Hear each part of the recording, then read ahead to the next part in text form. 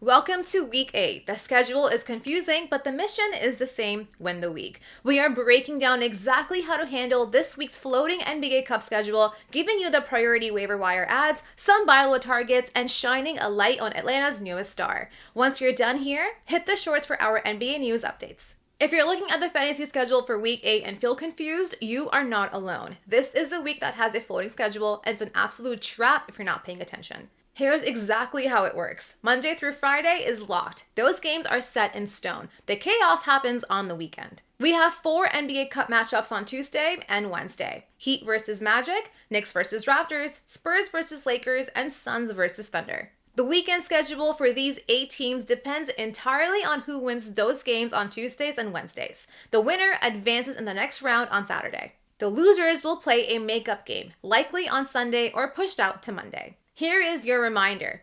Every single game played this week counts except the final cup game. If your fantasy app currently shows empty slots for these teams on the weekend, do not panic. The games will be added once the undated schedule is announced. On our advanced schedule grid, we have marked these 8 teams as TBC for Saturday. We will update that as soon as the updated schedule is available. Until then, stay flexible. Let's hit the waiver wire. We are deep enough in the season that the easy picks are gone. If you're waiting for a stud to magically appear on the line, you are going to lose. We're looking for one thing: immediate results. Here are the priority ads. Change that shot. Yep.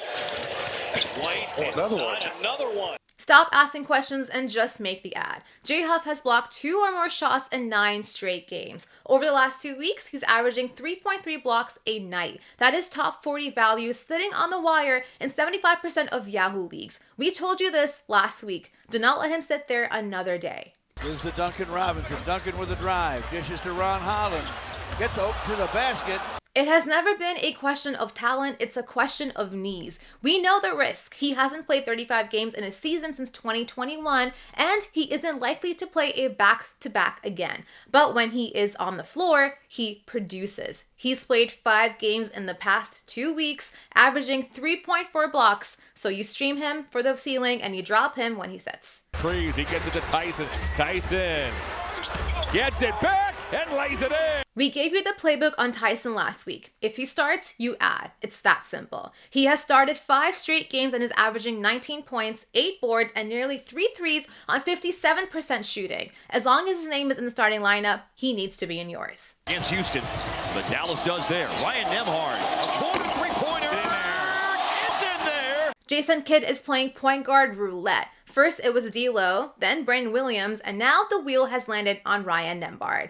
And he is delivering 18 points and 9 assists over the last week. The 69% shooting is a heater, but that will cool off. The volume, though, is real. Right the hot hand until Kidd spins the wheel again. Jokic controls it. A nice pass. We have had Watson on this list for 3 weeks. If you're still ignoring him, you are losing value on purpose. He is a top 60 player over the last 2 weeks and is still available in 74% of leagues. Fix that.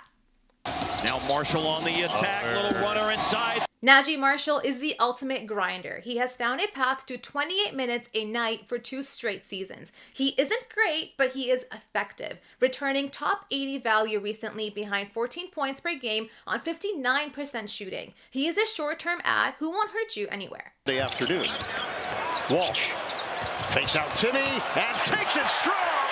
The Celtics are back to their science experiments, rotating bench guys into the starting unit.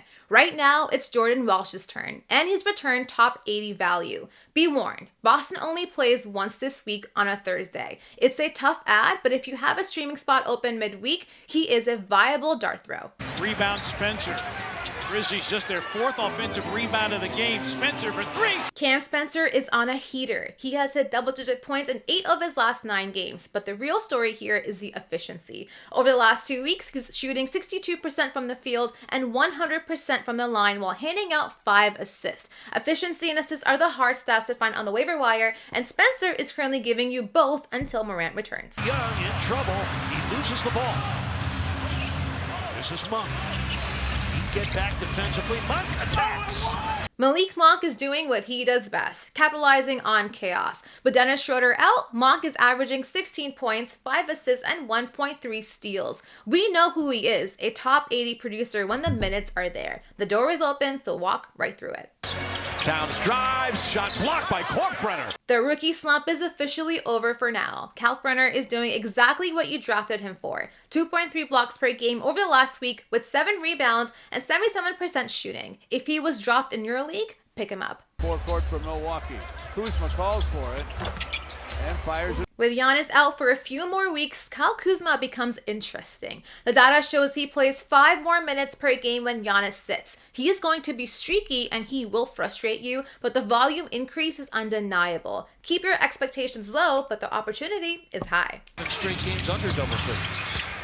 Reno, boys kill. Sacramento has finally done something right. Strange to say, I know. Instead of starting a mid-veteran with no upside, they've handed the keys to the rookie. And he has responded. 15 points, 7 rebounds, and a block over his last 3. Sabonis is still out, so this is a rental, but unlike the other Kings bigs, Renaud actually has a ceiling. Stream him. If you missed out on the short-term holds, don't panic, pivot. Here are some streaming options. Pilot launches. That misses.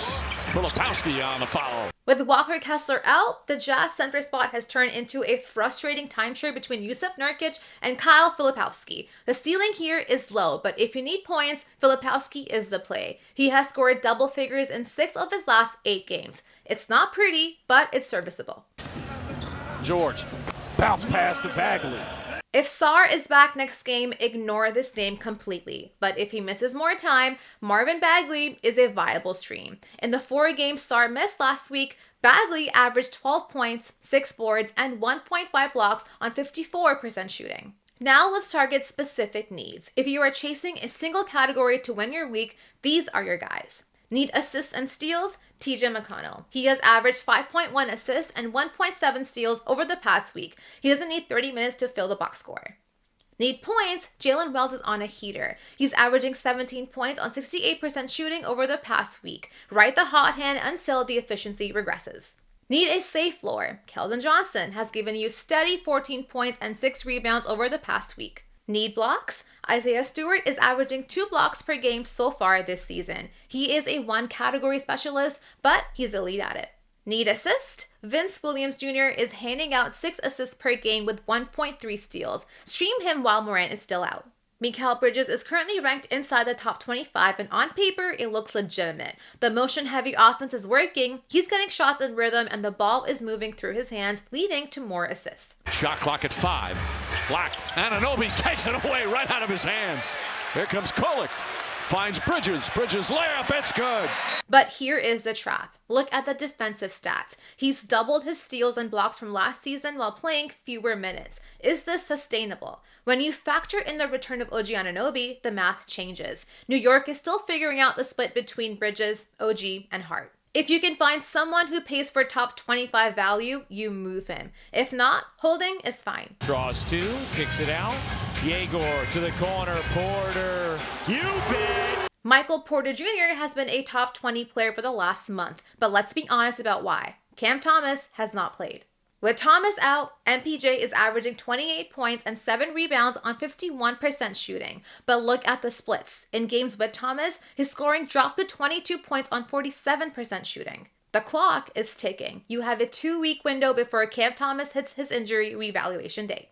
Can you be a breakout prospect for 3 seasons in a row? Because that's the story of Jalen Johnson. Been here having 2 back-to-back timeouts because he wants to make sure when things are not going perfect or at least well.